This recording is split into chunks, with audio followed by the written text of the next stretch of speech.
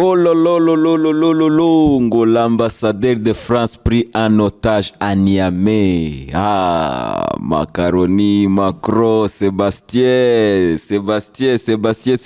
Macron aravuga ati ambasaderi w'Ubufaransa yafashwe en otage cyangwa yafashwe nk'imfungwa muri ambasade y'Abafaransa ahangaha muri Niger. Ibyo turaza kubigarukaho tubiganiraho, ariko Macron atangiye ya matekinike yabo y'Abafaransa, ya matekinike yabo kugira ngo babone ukuntu bica, babone ukuntu biba, babone ukuntu batoteza, nk'ibyo babeshye Gaddafi. Murabyibuka propagande zo kwica Gaddafi ukuntu zari zimeze. So ubu ngubu Macron atangiye tekinike zo gukriminaliza aba basirikari, kubakriminaliza ngo bafashe en otage ambasaderi w'Abafaransa yasabwe gutaha bigishoboka, arabyanga. Ubu ni personne non grata. Yes, reka tubiganireho muri Waka Waka. Yes, iyi ni Waka Waka podcast rero, nizere ko aho muri mukomeje kugira ibihe byiza. Reka tuganire kuri uyu mugabo Sébastien Macron, umugabo wa Brigitte. Mbona ko Brigitte atajya mugira inama kubera ko twarabibonye ejo bundi umudiplomate w'Umufaransa wihaye gusohoka muri ambasade, ngo niba yaragiye hehe, niba yarari gupima patience y'aba basirikari ntumbaze, bahise bamukwata, baramufata, bamushyira imbere y'abaturage. Abaturage birukanka inyuma ye baririmba ngo voler. Isoko ryose niba mwarageze mubona aho bafata igisambo mu isoko, nibyo byabaye kuri uyu mudiplomate w'Umufaransa. So Macron Sébastien, ndumva iyi niyo sura ushakira Ubufaransa. Urashaka ko bazagenda babasohora nk'uko mwasohoye Gbagbo muri bunker? Murashaka ko ariko bazajya babasohora muri iyo ambasade yanyu, na ambasaderi naye bazamukurura imigozi, araba bamwita voler ku mihanda ya Niamey. Anyway, niko ngewe mbibona, kubera ko Macron aratangaza ngo ambasaderi w'Ubufaransa yafashwe en otage ahangaha muri ambasade y'Abafaransa ahangaha i Niamey, ngo kubera ko ategetswe kurya ibiryo by'abasirikare. Macron, ibiryo by'abasirikare b'Abafaransa turabizi ni byiza, bishobora gutunga uwo mudiplomate wanyu igihe kirekire. So ibyo kuvuga ngo murasohoka mujye mu masupermarket mujye guhaha, kandi abayoboye igihugu mutabubaha, mudashaka babirukana, ntimubishake kugenda, mufite uburenganzira bwanyu aho ngaho muri iyo compound ya ambasade. Ariko mu mihanda ya Niamey uyu mu ambasaderi w'Abafaransa ni personne non grata. we n'aba diplomate bari kumwe nawe ni abantu bari muri Niamey badafite ibyangombwa kugira ngo batambuke, nuko habanza kuba imishyikirano hagati y'aba basirikari ndetse na leta y'Ubufaransa. So Macron urebye uburyo atangazamo ibi bintu n'uburyo abivugamo, uri kumureba uravuga ati se uyu mugabo koko azi ubwenge, ibintu ari kuvuga arabizi. Kuki udashaka kudegaja ngo uve mu gihugu cy'abandi, ukaba uri kurira nk'uruhinja? Aba diplomate bawe bari gukururwa nk'abantu b'abajura, abajura bamwe biba mu isoko, ko aba ni abajura bibira igihugu, batumwe n'igihugu, biba biyubashye, ariko bagiye kuba nk'abajura noneho bamwe biba ubunyobwa cyangwa se biba telefone ku mihanda. Kubera ko nta mudiplomate ushobora gusohoka muri ambasade ngo ajye kuri supermarket, ibyo ntibishoboka. So Macron rero ibyo ngibyo urimo byo kuvuga ngo ntabwo wemera ngo leta ngo y'aba basirikari bagiye kumara amezi angahe ku butegetsi, bagiye kumara amezi agera muri 5. None se ubwo ngubwo uzakora iki ko aribo bagiye kuyobora Niger? Turimo kubibona banagize n'ubumwe hagati y'ibi bihugu bitatu, Mali, Burkina Faso na Niger, basinyanye amasezerano y'ubufatanye muri byose. Ni ukuvuga ngo nta ntambwe yo gusubira inyuma aba basirikari bateganya. So wowe ibyo ngibyo byose urimo guhindanya isura y'Ubufaransa, urimo kwerekana n'impamvu mwizirika hariya muri ibi bihugu bya Afurika. kubera ko murahiba. Ntabwo wakwizirika ahantu ngo bakubwire bati genda ntabwo tugushaka, ngo ariko ngo naje ngo kubafasha, ngo bababwira ati ubufasha bwawe ntabwo tubushaka, genda, ukanga kugenda. Nabonye minisitiri w'ububanyi n'amahanga nsigaye nkunda cyane, minisitiri w'ububanyi n'amahanga wa Burkina Faso, ni umugabo nakunze cyane, n'uburyo asobanuramo ibi bintu. Mujye mumukurikira, uyu minisitiri ni umuntu w'umunyabwenge cyane kandi uvuga ibintu uko biri. We yavuze ati nimwumva amahanga arimo gusakuza ngo izina rya kanaka ngo niwe mwiza, mujye mumenya ko uwo muntu ari kuri misiyo. Niyo mpamvu Macron araryama akarota Bazoum yasubiye ku butegetsi, kubera ko Bazoum ari kuri misiyo y'Abafaransa.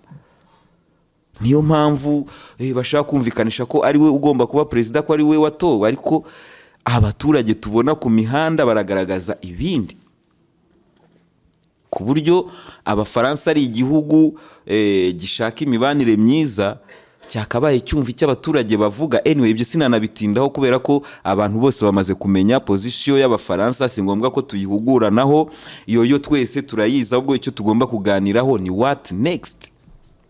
Twarabibonye Abanyamerika bimuye base yabo yabaga hafi ya Niamey, yabaga hafi y'ingi y'Abafaransa, barayimuye bayivana hanga bayijyana ahantu kure cyane mu butayu bwa Agadez. Hari hasanzwe haba ibirindiro bya CIA, ni naho bajyanye n'ibi birindiro byabo by'amadrone yabo byose babijyanye muri Agadez. Bivuga ngo muri Niamey na hafi ya Niamey Umufaransa ahasigaye wenyine. Ikindi kandi murabyibuka aba bapuci bagikora coup d'etat, nta cyumweru na kimwe gishize Abanyamerika bo bahise bashyiraho ambasaderi wabo. Ubu ambasaderi w'Abanyamerika arakorana n'aba bapuci. So Abafaransa barisanga bari bonyine, bari kwisanga bari bonyine. Union Européenne ntabwo iri kumwe nabo, Abanyamerika ntabwo bari kumwe nabo, barimo barisaza imigeri ya yindi ya nyuma, ariko bagomba kugenda. Ni ibintu bimaze kumvikana ko Abafaransa bagomba kuva ahangaha muri Niger. Ni ibintu inevitable. We Macron komeza ubakriminalize, utangiye kubagira abakriminel.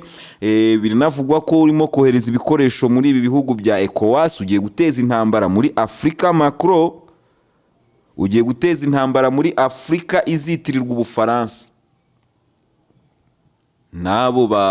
Nabo bakadre bawe nyine, abo bapolisi bawe washyize hano muri Afrika bari kuri mission. Bazoum we yavuyemo, ubu ngubu hasigaye abo ba Ouattara, hasigaye abo bagambanye nyine. Nabonye perezida wa Guinea, ariko bana yanjye Afrika ifite ibibazo mu gihe abagabo bataravaho.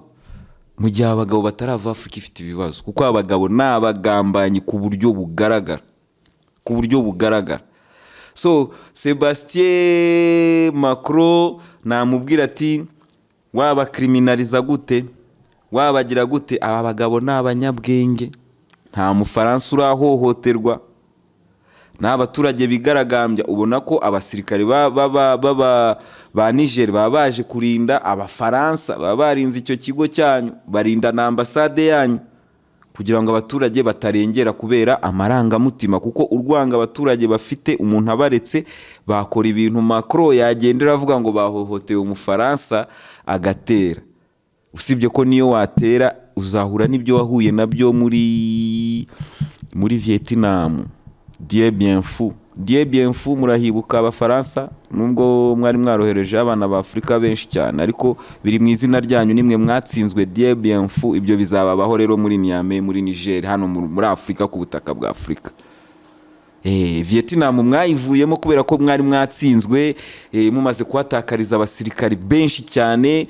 Abenshi bafashwe, kuko Abanyavietnam bafashe 12,000 by'Abafaransa muri iyi ntambara ya Dieu bien fou, kubera umujinya w'ubugoma Abafaransa bari baramaze imyaka na gateke bakorera aho ngaho. Muri ibyo 12 byafashwe, havugwa ko hatashyemo 3 kubera umujinya Abanyavietnam bari bafite. Bo n'uyu mujenerali wabo bitaga bamwitaga nde, umujenerali w'Abanyavietnam. Anyway, nzamubabwira turimo kuganira. Ho Chi Minh. Ni ukuvuga ngo ibyababayeho Dieu bien fou nibyo bizababaho hano muri Afrika. Malgré ubwo budrone bwanyu, murabizi ibintu mwatanze muri Ukraine, hari ibintu mwatanze muri Ukraine ngo na amanti-char ngo na amanti-helicopter ziriya Stinger mwatanze hara muri Ukraine muzazisanga muri Niger, muzazisanga muri Mali. Kuko abarusiya biriya byose bafata bazabihereza abaparteneri babo, uzajya uyigurutsa bayiturika uvuga uti noneho Afrika ibaye puissance. Muri kubyumva nibyo bintu bigiye kubaho. So Macron rero we usibye gusebera ahangaha muri Niger akomeje guseba mu rwego mpuzamahanga. Ubwo nabonye indi video ye avuga ati twageneye inkunga abanya Maroc, ariko Maroc yateye utwatsi inkunga yacu. Ni icyemezo twubashye, turacyemera kandi ntitwacyemera. Atangira none twatuntu twe tw'ubu Macron, atangira kuzanamo ibintu bya politiki. Ariko niba bagukatiye badashaka inkunga zawe ntukubera iki Macron? Kubera iki malgré tout nahoze mbona nubwo mu bantu Maroc yatangaje, mu bihugu yatangaje birimo gutanga support, ahangaha muri Maroc irinze gutangazamo Israel, ariko Israel irahari mu bari gutanga support. Kuko mu bantu barimo gufasha abantu hagaragayemo abambaye imyenda iriho amadarapo ya Israel, kandi nta abandi bantu baza bambaye amadarapo ya Israel kandi atari Israel. So Maroc irimo gufata inkunga y'abanya-Israel nubwo itabitangaza mu bihugu birimo gufasha, birimo kuyifasha muri ibi bihe bikomeye by'ibiza irimo, ariko yanze inkunga y'Abafaransa. Aba Bafaransa nabo kugira ngo bateze Maroc abaturage, icyo ngicyo nicyo Macron yakoze, nko kubwira abaturage ati twe twari tugiye kubazanira ibintu none leta yanyu yabyanze yabiteye ishoti. Ariko impamvu ni iyihe? Aba Bafaransa ntabwo bashobora kuza kugufasha nta kintu bari bukuremo. Abafaransa buriya mujye mubatandukanya n'ibindi bihugu, ntabwo bagenzwa na kamwe. Nuvuga ngo bashobora kuza ngo baje gufasha abafite ibiza, ariko hari abandi bari gukora ibindi bintu utamenya ibyo ari byo. Niyo mpamvu nyamukuru yatumye Maroc yanga inkunga y'Abafaransa, nuko barimo kwijandika muri ibi bintu bashaka kubibyaza izindi nyungu za politike cyangwa se ubundi bujura utamenya. Gusa ni ikintu gikomeje kugaragaza isura mbi y'Abafaransa ahangaha muri Afrika. Ukanibaza ukavuga uti kuki muza gutanga inkunga muri abambere hano muri Maroc, igihugu mwasenye, mwiciye umuyobozi, mwishe Gaddafi. Uyu munsi Libya hamaze gupfa abantu bagera mu bihumbi hafi 20. Ni ukuvuga ngo ibi bintu biri gukomeza kuba bibi kubera ko Libya nta buyobozi, Libya nta leta ifite. Aba Bafaransa bishe umuyobozi bakica leta ya Libya, bakarimbura Libya, ngo ni Libya ba Libya, bakarimbura Libya ku rwego bayirimbuyeho. Ni ikintu aba Bafaransa bakabaye bavuga bati ni twebwe turi ku ruhembe rwa mbere ku bantu bagomba gufasha abaturage ba Libya, ariko ntago turi kubibona. Ahubwo murimo kujya muri za bras de fer na Maroc. Abantu barababaye hano muri Libya, nimwe mwayisenye, nimwe mwishe Gaddafi, nimwe mwishe ubuyobozi bwa Libya, nimwe mugejeje Libya aho iri uyu munsi. Mwakagombye kuba rero muri no mu bimbere barimo gufasha Libya kuva mu bibazo irimo, aho kuza gutabara abaturage. Muri mu biki?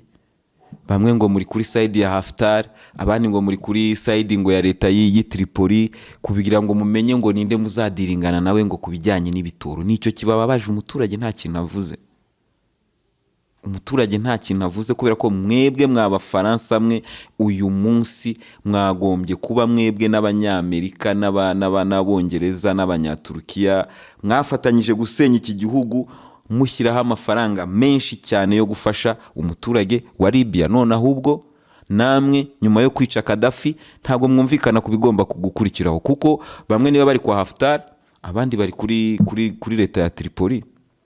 Even muri hano muri Libya buri ikintu gitangaje, ntago Abanyamerika n'Abafaransa bari kuri side imwe. Usanga Abanyamerika bari kuri side ya Tripoli, Abafaransa bari kwiba igitoro bafatanyije na General Haftar, kuko ari ufite ibirombe bya hano muri Sirte na hehe, niho barimo gutangira biba ibitoro. So ni ukuvuga ngo birababaje cyane, ariko uburyo bigenda bihindukamo n'uburyo Abanyafrika bagenda bahumukamo, Abafaransa barushijeho kugenda bagaragara. Twarabibonye, mwagerageje gukora coup d'etat muri Burkina Faso, kudeta yari yateguwe n'abakaporari n'abasagenti rwose iraferinga. Iyo kudeta iraferinga, ariko ntiwavuga ngo bari abasirikari bari babyikoresheje. Ni ukuboko kw'abafaransa kurimo hariya gushaka kudistabinga iyi revolution irimo gukorwa muri Afrika. Ngewe numva umufaransa umugize umuhaye nk'imbaraga nk'iz'abanyamerika. Uyu munsi Traoré, Doumbia n'uyu nguyu Tiani wo muri Niger bashoboraga kuba babadeklarara nk'ibyihebe bya mbere ku isi yose igomba gushakisha, ariko izo mbaraga ntazo bafite. Twarabibonye mwibye kudeta muri Gabo kugira ngo mukureho Bongo, kuko Bongo yararimo kwinjira muri anglophone, yarafite ibintu byinshi arimo kugenda yambura abafaransa buriya Bongo. Nubwo utavuga ngo ni mu nyungu z'abaturage kuko ntitubizi, ariko hari ibintu byinshi Bongo yarimo kugenda akura ku ruhande rw'abafaransa, nko kwinjiza iki gihugu cy'abafaransa muri za Commonwealth. Mwarabibonye na speech yayikoze mu Cyongereza. Aba bafaransa rero bari bafite inyungu mu gutegura kudeta ahangaha kugira ngo abanyafrika bagendere mu kigare cyo kuvuga ngo ni ya revolution ikomeje, noneho bigarurire bigarurire Gabo igume mu maboko yabo. Ariko ibyo ngibyo abanyafrika bamaze kubibona. Ubu ikintu bari gusaba uyu mujenerali uriho muri Gabo, barimo kumusaba ati sasa ba maître bamaze kugukoresha, wagezeho ubutegetsi, wabugezeho, kora ikiri cyo rero, kora ikiri cyo. Bitari ibyo ntabwo bizatinda, abaturage ntibazatinda kukuva inyuma, kubera ko nibigaragara ko nawe gahunda yawe ari nk'iya Bongo, nta nyungu y'umuturage, abafaransa bakomeje kwisahurira uko bashaka. Ibyo bintu bizatuma abaturage bahita bahindukirana ubutegetsi bwawe.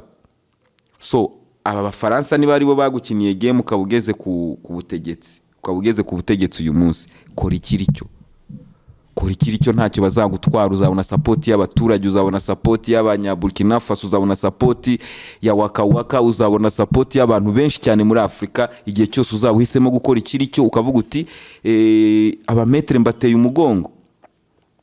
Nicyo kimwe rega n'aba basaza abangaba ba Ouattara ba Ouattara ba Idriss, abangaba uyu ninde wo muri Senegal, uyu nguyu Macky Sall, buriya nabo bashobora guhita batera umugongo. Ubonye ubu ngubu ni wo munsi ushobora gutera bari abantu umugongo, ukavuga uti batwibiraga hanaha, noneho nanjye mbateye umugongo, reka nifatanye n'abaturage dutangira intambara yo kwigarurira ibyacu. Icyo ngicyo hari umusaza umwe ugikoze muri aba ngaba bakiri mu maboko y'abafaransa, yabakoze ikintu cyiza kandi yabadufashije gusobanukirwa. Rero nababwira ngo Afrika izabohoka, mw'abafaransa mwe. Ibyo muzakora byose muri iyi Afrika bizajya bitinda ariko bibagaruke. N'umuntu wese uzajya ujya kuri side y'aba bafaransa muri Afrika azajya atsindwa. Ntarimo ndaganira n'umuntu turimo turaganira kuri Mobutu buriya iyo atishinga gahunda z'abafaransa n'uyu munsi, nubwo wenda yari kuba yari yarishwe n'uburwayi, ariko yashoboraga kuba akiri ku butegetsi muri Zaire yiwe. Mobutu kugira ngo aveho nuko yinjiye muri gahunda z'abafaransa zo kugira ngo bongere bifatanye na leta yari ikoze genocide mu Rwanda, kugira ngo bongere bagaruke mu Rwanda barwana, bakomeze genocide. Ibyo Mobutu yemera kubifashamo abafaransa, bahise batangira guhereza intwaro abarwanyaga leta. Ubwo icyo gihe byabaye ngombwa ko u Rwanda n'ibindi bihugu bitari bifite umutekano muri iryo hungabana ry'umutekano rya buri kanya, Ubugande, Burundi, byose byambuka bigahindura ubutegetsi bwa Mobutu. Ariko azize iki? Azize abafaransa. So n'uyu nguyu wo muri Gabo, ni igihe cyo gutekereza neza ukavuga uti ngomba kwitandukanya n'abafaransa, sino bizagukoraho ibyo bintu, ntago bizaramba. Iyi ni Waka Waka podcast rero, mukomeze mugire amahoro y'Imana.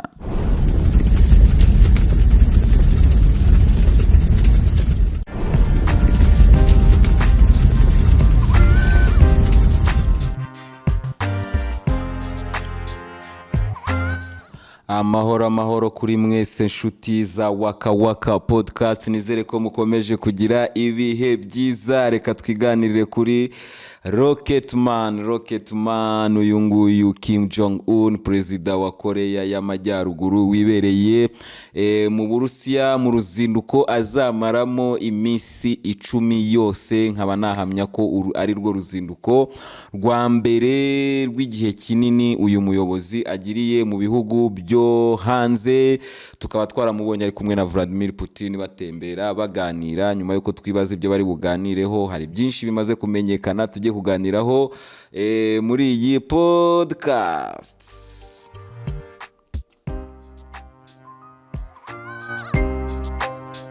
Yes, bad boys rero barahuye. Aba bad boys cyangwa se abahungu babi baje guhura, bahurira ahangaha mu Burusiya nyuma y'urugendo rurerure cyane rw'iyi gari ya moshi ya Kim Jong Un.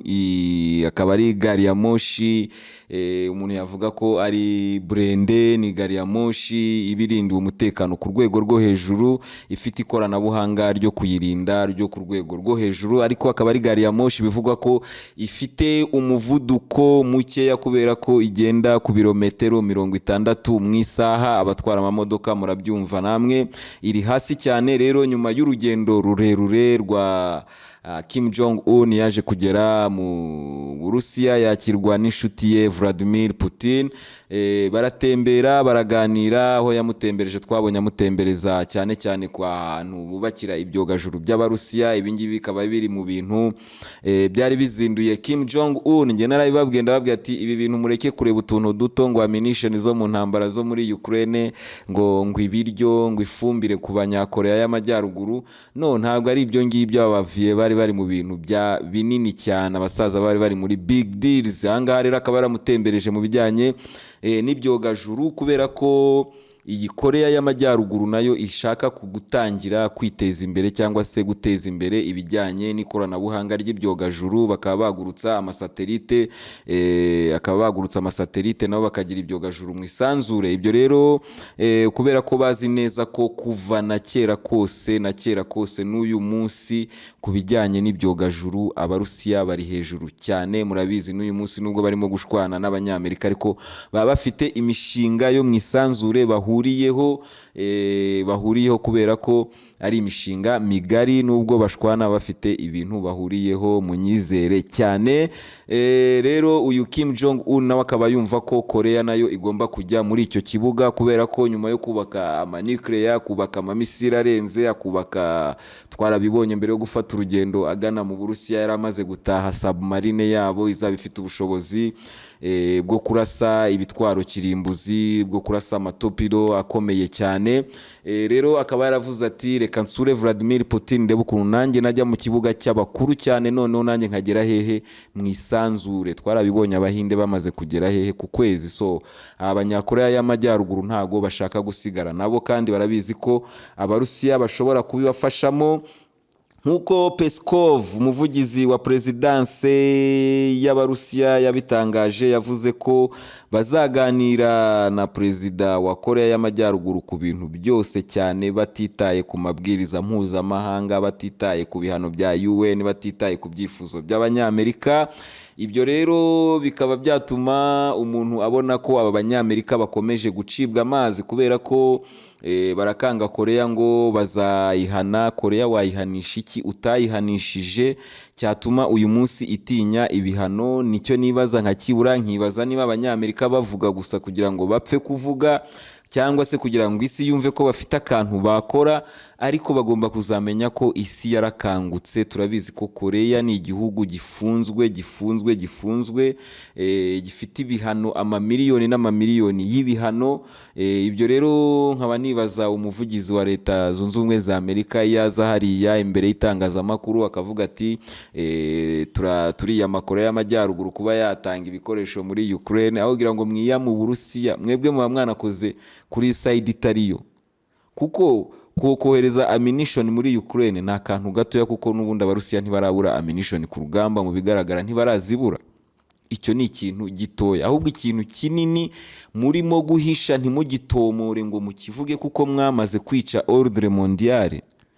Ni ukuvuga ngo aba Barusiya uyu munsi hari tekinoloji batifuzaga gusangiza aba banyakoreya y'amajyaruguru cyangwa se ibindi bihugu, ariko nyuma y'uko isi yose iba cyangwa se isi y'abanyaburayi na neto ibaviriye inda imwe igashaka gupfukamisha ubukungu bwabo nk'uko babivuze, guhonyora abarusiya nk'uko babivuze, ibyo ngibyo byatumye abarusiya hari imirongo imwe n'imwe n'amasezerano menshi bagiranye n'abanyamerika abarusiya biteguye kuba bavamo. Twabonye ikiganiro cy'imishinga ya Putin, mushobora kumanuka hasi mukakibona. Twabonye imishinga iri muri Arctique y'abarusiya, ni ahantu bari barateganyije ko batazigera bajya gufatayo imitungo yabo, ariko ubu ngubu abarusiya bagejeje kure inganda zicukura peteroli n'izicukura amabuye y'agaciro, bageze kure.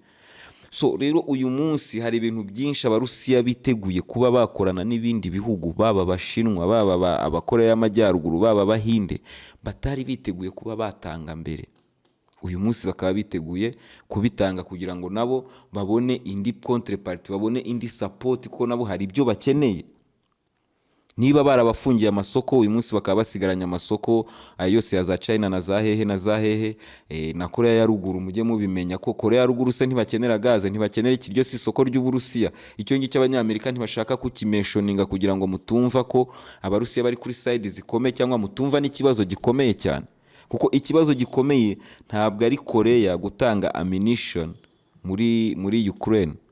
Ikibazo gikomeye ni Korea kugira ikoranabuhanga nk'iryo abarusiya bafite kuri Amerika. Namwe mubitekerezeho,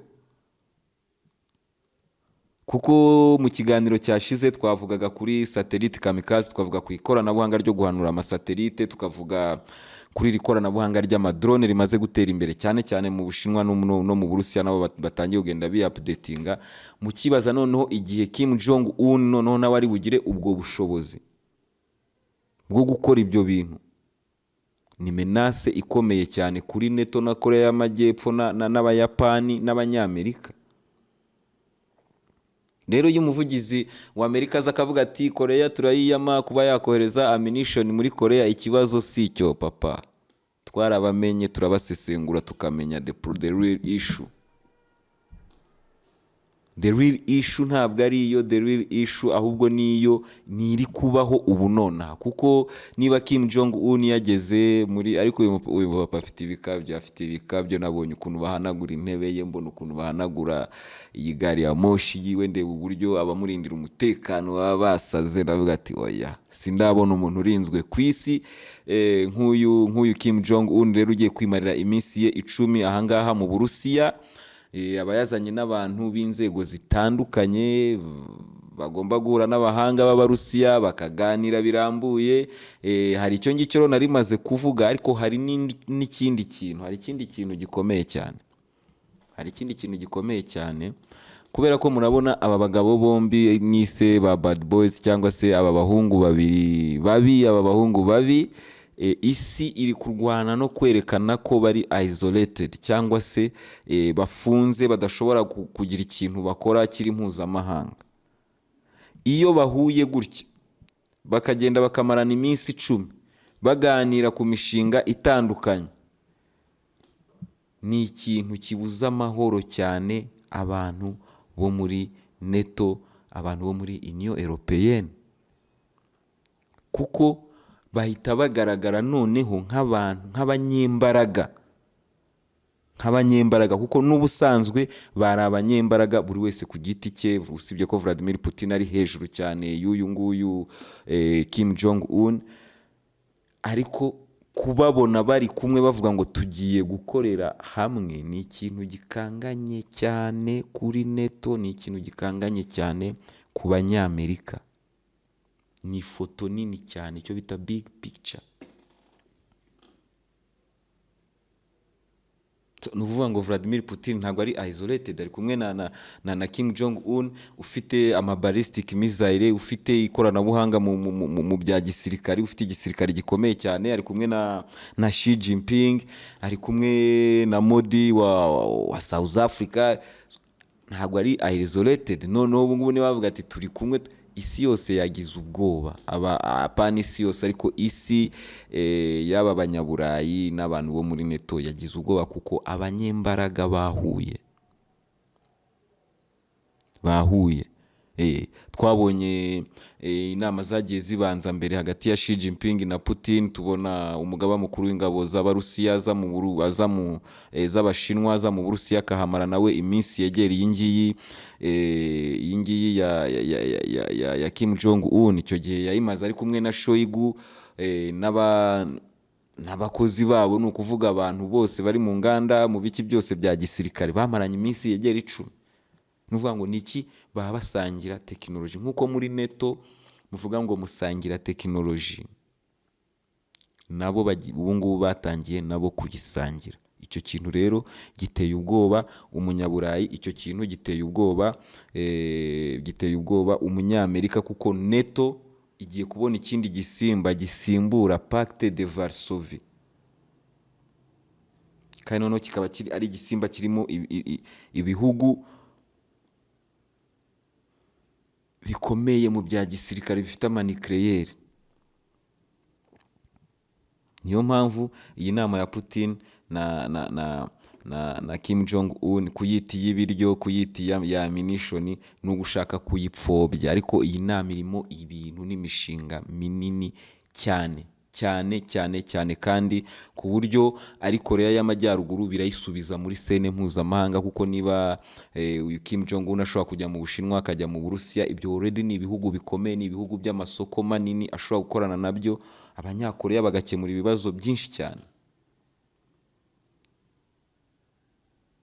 Rero iyo umunyamerika azahara akavuga ati Korea ngewe ndayihana kuvugana n'Abarusiya cyangwa se kubaha iki, duhita tubafotora twebwe tugahita tubibona ibyo mushatse kuvuga, ko ntago muba mushaka kumvikanisha ko mutinya ikoranabuhanga ry'Abarusiya,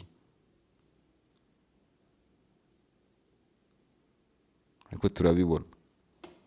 So rero ni ibyo ngibyo birimo kujya mbere ahangaha muri iyi nama irimo kubera mu Burusiya.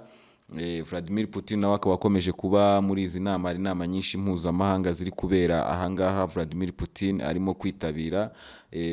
No muri izi nama Vladimir Putin akaba yongeye kwizeza Abarusiya n'abantu bose ko Uburusiya buzatsinda intambara, kandi ko abanya-Ukraine izi F-16 barimo guhabwa, ibi bitwaro barimo guhabwa, ntabwo bije gutsinda intambara, ahubwo bije kuyitinza, nkuko Vladimir Putin yabivuze. Kuyitinza rero ni iki? Ku Murusiya ntacyo bimubwiye, igihe aragifite, ariko abanya-Ukraine barakomeza gutakaza ubuzima muri iyi ntambara. Igihugu nka Ukraine cyakagombye kuba kiri kwiyubaka, kirahagaze muri ibyo byose. Ni ibintu byinshi cyane ubona ko n'abaterankunga ntibashobora kuzagezayo. Rero umuntu akaba yavuga ati byaba byiza habonetse ikintu gituma intambara yo muri Ukraine ihagarara ikarangira. Gusa icyo nashaka kubabwira ni kuri uru ruzinduko rwa Kim Jong Un, uruzinduko rwavugishije abantu benshi cyane, nawe akaba yabahimye, akaba agiye kumarayo iminsi 10 yose. Iyi ni Waka Waka Podcast, ndabashimiye cyane, mukomeze mugire ibihe byiza.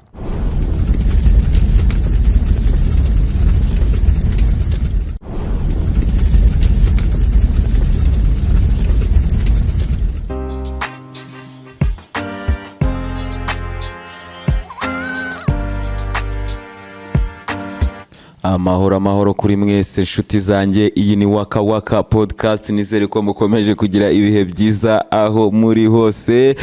Mushobora kumbaza muti uri gusetswa n'iki? Ndi gusetswa na Emmanuel Macaroni. Noneho yemeye ko ingabo ze zitaha zivuye muri Niger. Tugiye kubirebera hamwe, turebe Macron uburyo yivamo, yigira gute, uburyo yasebeye muri stade hano muri Marseille ubwo yatangizaga aya marushanwa ya rugby. Turaza kubirebera hamwe, ariko ikintu nyamukuru gihari nuko uyu Macron yemeye kuva muri Niger, nubwo akomeje kuboherereza udutero shuma tw'abayislamiste. Ikindi kandi turavuga no kuri coup d'etat yabashije gupfa yari yateguriwe Traoré. Ibi byose turebe ni bande babiri inyuma, tuganire muri Waka Waka podcast, turebe nibyo muri Chad, turebe nibyo muri Gabon. Muri Gabon aho bigaragara ko Ubufaransa bwasubiye muri activite zabwo nta kibazo, ni nkaho nta cyabaye ahangaha muri Gabon. Reka tubiganireho.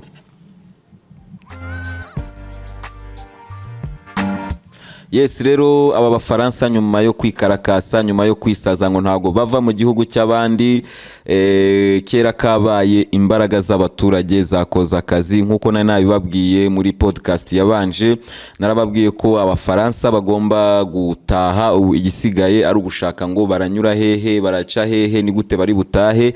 Ibyo rero nibyo barimo gushyikirana n'aba basirikari ba Niger, aba basirikari leta y'Ubufaransa itemera, ivuga ngo ntabwo bari legitime, ivuga ko ishaka ko Bazoum agaruka ku butegetsi. No muri G20 mwarabibonye, Macron yarongeye abisubiramo avuga ko atemera aba basirikari, ko we akomeje gushyira imbaraga muko Bazoum yagaruka ku butegetsi. So rero kuba Abafaransa baremeye kuyamanika bakavuga bati reka dukureyo ingabo zacu zihari ahangaha muri Niger, ku munota wa mbere cyatangiye bavuga ko nukubagabanya, ariko icyo numva nuko bose bagomba kuhava, kuko Abafaransa benshi cyane ari aba bari muri za opposition. Urebye Bazimu, ukareba abagabo bagiye biyamamaza mu matora ya perezida w'Abafaransa, ukareba Sarkozy wayoboye Ubufaransa. Aba bose nabumva ko Ubufaransa bugomba gutera intambwe zisubira inyuma, noneho bukiga ni gute bwagaruka muri Afrika, kubera ko bigaragara ko ahangaha ntabwo bahanganye na politike, ntabwo bahanganye n'abanyapolitike, ahubwo bahanganye n'abaturage, bahanganye n'amateka bagize muri Afrika. So ibyo ngibyo rero Macron yari yagerageje kubirengaho, yanga ko ambasaderi wabo ataha mu gihe bari bamuhaye amasaha 28, n'ubu aracyari muri Niger nk'umuntu udafite ibyangombwa, ntashobora gukata mu mihanda ya Niger. So ni ikintu cyari cyateye n'umujinya Abanyafrika benshi cyane, kumva ko igihugu cyo mu Burayi cyangwa se igihugu cy'abakoloni cyavuga ngo ntago tuhava, kandi ba nyiri igihugu bakubwira ngo taha, wowe ukavuga ngo sintaha. Ni ikintu cyari cyababaje abantu benshi cyane, ariko gusa nta nubwo wavuga ngo ibintu ahangaha Abafaransa babivuyemo. Nkuko mubizi, ni abantu bagomba kubyivurugutamo mpaka tu, bagomba kubyivurugutamo. Niyo mpamvu twabonye umuvugizi w'igisirikare ahangaha muri Niger atangaza yuko Abafaransa bakomeje kohereza ingabo zabo n'ibikoresho byinshi mu bihugu bya ECOWAS mu rwego rwo gutegura ibitero bizagirirwa kuri aba basirikari. Ibyo ngibyo rero uyu muvugizi akaba yavuze ko igisirikare cya Niger cyiteguye kuzahangana nabo, ariko anatabariza isi yose ayibwira ko Abafaransa barimo gutegura ibintu bitari byiza. Gusa nkuko iyi ari podcast mbabwira avi yanjye kuri ibi bintu, nuko ibyo Abafaransa barimo gutegura byose muri ECOWAS ntibizakunda, kubera ko na ECOWAS aho bigeze uko mbona ko itazatinyuka kwishyira muri uyu murongo utukura w'Abafaransa, kubera ko nabo mu bihugu byabo baratinya ko za revolution zishobora kuzamuka. Ari nayo mpamvu barimo gukanga cyane aba basirikari bo muri Niger, kugira ngo bibere urugero abasirikari bo mu bihugu byabo, ko nibakora kudeta bitazacamo. Ariko ibyo ngibyo ntibizakunda, kuko abaturage muri ibi bihugu bazahaguruka. Twarabibonye muri Chad ejo bundi abaturage bahaguruka, leta nkuko mubizi muri Chad ni leta y'Abafaransa, nta statement yari yakoze ku byari byabaye ku musirikare w'umunya-Chad wari wishwe, bituma abaturage bose bajya mu mihanda. N'ubu ngubu ni ibintu bitararangira, abaturage baracyahanganye n'inzego zose z'Ubufaransa, zaba za ambasade, zaba ibigo byabo bya gisirikare ahangaha muri Chad. Ni struggle igikomeje ku banya-Chad. Abantu benshi bakomeje no kuvuga ko revolution ishobora kuba igiye gukomereza ahangaha muri Chad. So aba bantu bo muri ECOWAS ubwo bafite nuko nabo ibibazo abaturage babo bafite bisa n'ibibazo abaturage bo muri Niger, abaturage bo muri Mali, abaturage bo muri Burkina Faso bari bafitanye n'aba Bafaransa. Noneho ikintu kiri bukomeze kuzamura umujinya w'abaturage b'ibi bihugu bya ECOWAS cyangwa se ibihugu byakolonijwe n'Abafaransa bikiri no mu maboko y'Abafaransa, nukumva ko diru zirimo kuvugwa noneho ku mugaragaro. Ibintu bari barahishwe biri kuvugwa ku mugaragaro, biri kuvugwa ku mugaragaro. Ibijyanye n'ubusumbane muri izo contract biravugwa ku mugaragaro. Amasezerano ibi bihugu byasinye mbere yo guhabwa ubwigenge biravugwa ku mugaragaro. Hano tujya tubigarukaho aha kuri podcast, ibintu bibabaje cyane, bibabaje cyane. So rero aba perezida b'ibihugu byo muri ECOWAS bafite ubwoba ko nabo ibi bintu byabageraho, kandi nge nababwira ati bitinze bizaza. Ibi bihugu byose bisigaye mu kwaha kw'Abafaransa, abaturage ntabwo bishimye kandi barabona uko hakurya biri guhinduka. Ni ukuvuga ngo Orewenu noneho kwa Traore bigende neza, kwa Doumbia bigende neza, n'aha muri Niger bigende neza, n'aba Islamiste batangire gutsindwa, kuko nabonye muri Mali batangiye guhangana nabo cyane, n'aba ngabo muri Azawad bakorana n'imitwe y'iterabwoba. Aba banyamari batangiye guhangana nabo cyane, ku buryo tuzareba evolution y'urugamba tukareba niba bari muri position de force, ni icyo Abarusiya barimo kubafasha kugira ngo batsinde aba Islamiste. Ibyo rero nibikomeza kugenda neza, ni ibintu bizaba atari byiza kuri aba bagabo bakiri gukorera Ubufaransa, harimo ba Paul Biya, harimo ba Macky Sall, harimo aba ba Ouattara n'abandi nk'abo ngabo bakirimo gukorera Ubufaransa. Ibyo tuzakomeza kugenda tubirebera hamwe. Ariko nanone tugaruke ahangaha muri Gabon.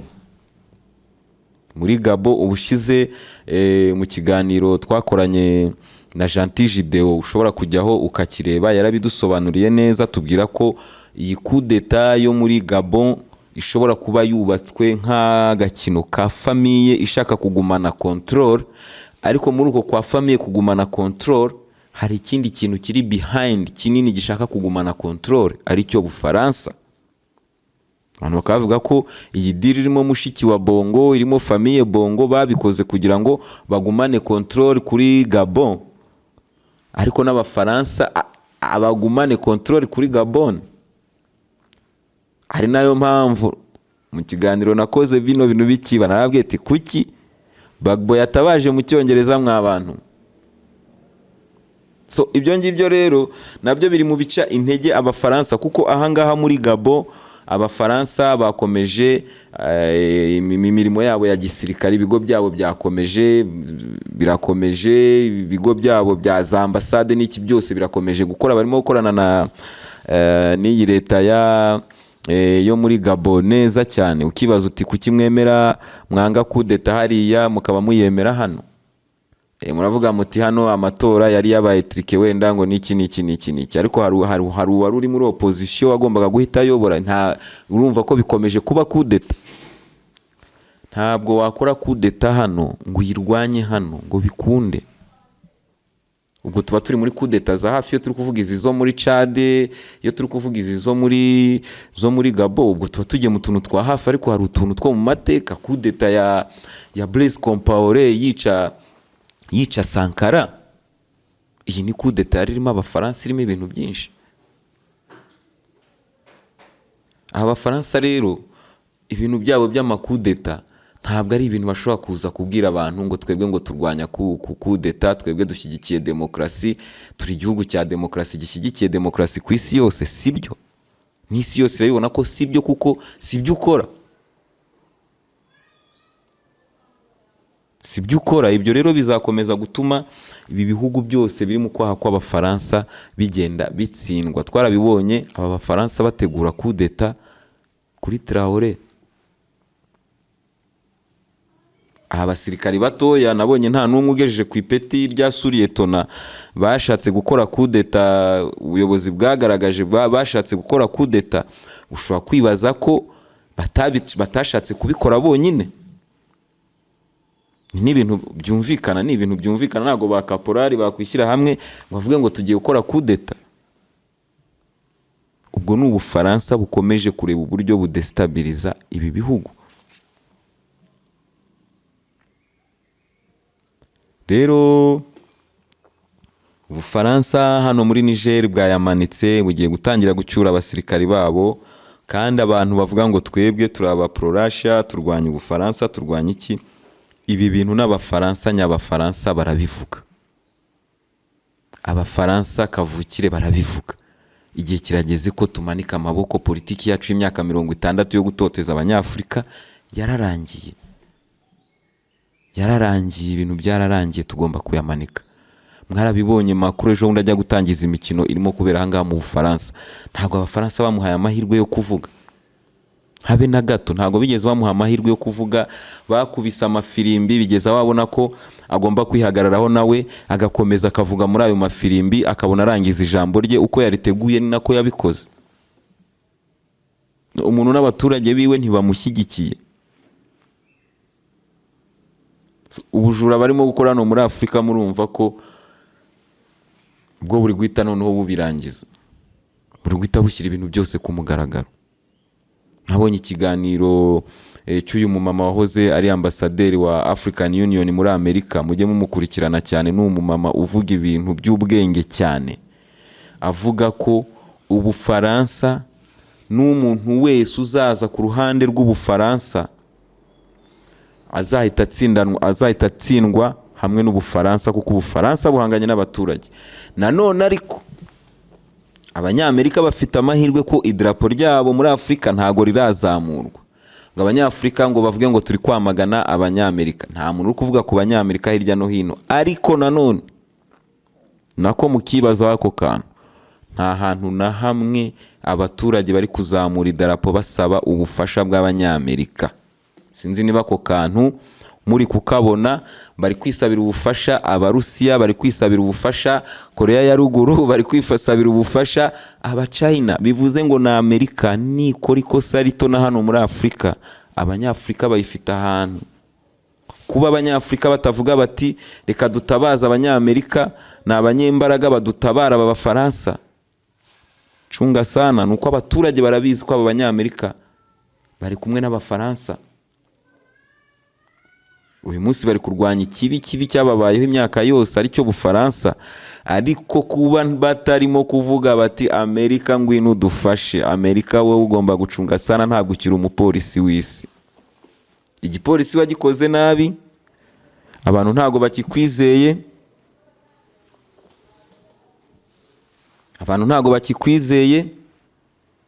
baragira ikibazo bakihamagarira igipolisi cyo mu kindi gihugu. So ibyo ngibyo rero ni bigaragaza ko iyi USA rwose ibyayo muri Afurika nabyo biri ku kagozi. Ikosa rito nayo tuzayizamura amadarapo yayo, kuko uyu munsi twagombye kuba turi kuzamura amadarapo y'Abanyamerika tubasaba muze mudutabare, muze nkuko mwatabaye muri Afghanistan, nkuko mwatabaye abaturage ba Libya. Ye baba we ako kantu karakomeye. Mugatekereze kubera ko ugiye mu burasirazuba bwo hagati bo bamagana cyane Umunyamerika, kuko niwe uba uri kuri front line y'abababaza. Hano rero muri ibi bihugu by'Abafaransa, Umufaransa niwe wabatoteje mu izina ry'abiba, mu izina rye mu myaka 60 bashyiraho n'amasezerano yo gukomeza kubiba. Umunyamerika yagize gutya akajya kuri side yiwe, nawe ibye bahita babizamura, kuko Libya Umunyamerika yarahari.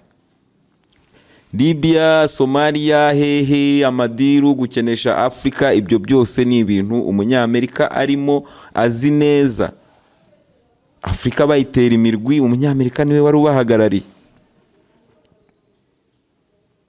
Ibyo byose Umunyamerika birimo, ariko nawe akaba afite ubwenge bwo kuvuga ati aha muri Afurika biragaragara ko Ubufaransa ni sekibi, ninjya ku Bufaransa ndatsindwa, reka mbe nicecekeye, ahubwo njyewe ngende ndiringa amadiru yanjye buhoro buhoro mu ibanga rikomeye cyane.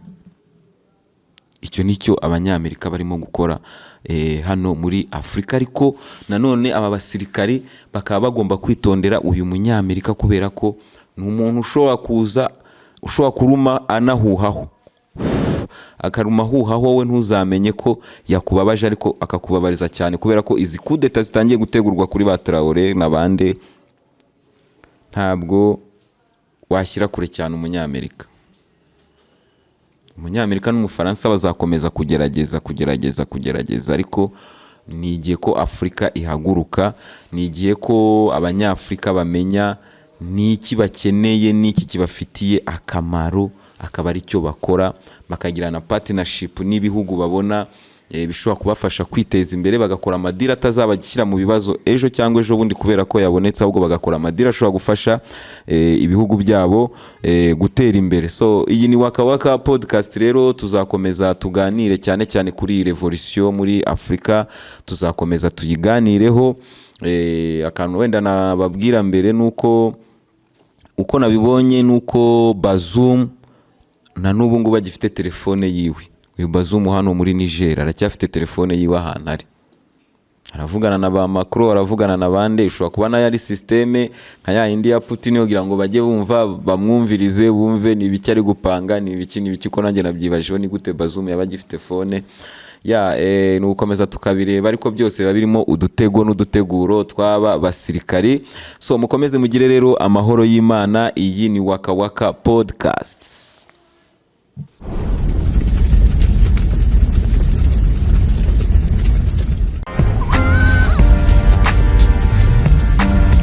Amahoro kuri mwese nshuti za Waka Waka podcast, nizere ko mukomeje kugira ibihe byiza aho muri hose.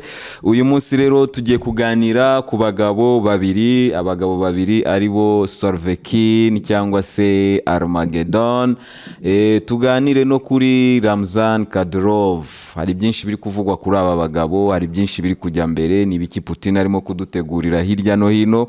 Ibyo reka tubiganireho muri iyi podcast.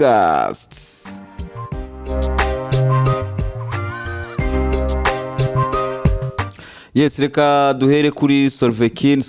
Uyu ni umujenerali ukomeye cyane w'Umurusiya, tubanze tumuganireho gatoya kuko abenshi ntabwo bamuzi.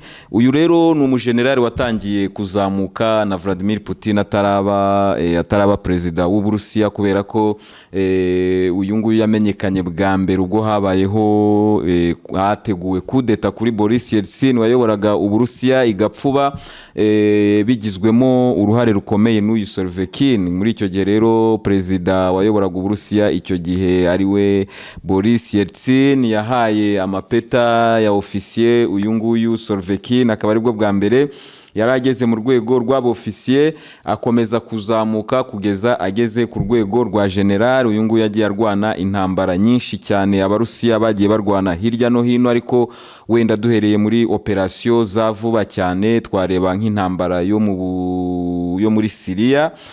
Anga akaba ari intambara yarayoboye operation y'Abarusiya yo gutabara Perezida Bashar al-Assad wa Syria. Akaba rero ari misiyo yakoze neza, akayisoza neza nk'uko Abarusiya babivuga, babimwambikira n'imidari. Ariko Abanyaburayi bakemeza ko yagiye agira isenya rikomeye cyane, amabomba aremereye cyane mu mijyi ituwe n'abantu, ari nayo mpamvu bamwise Armageddon, ngo kubera ko yazaga arimbura ubundi abasirikari ku butaka ba Assad bakaza bareba abasigaye. So uyu Armageddon rero cyangwa se Solvekin yaje kurangiza iyi operation yo muri Syria, nubwo n'ubu ngubu ikomeje ariko ntabwo ari we ukiyoboye.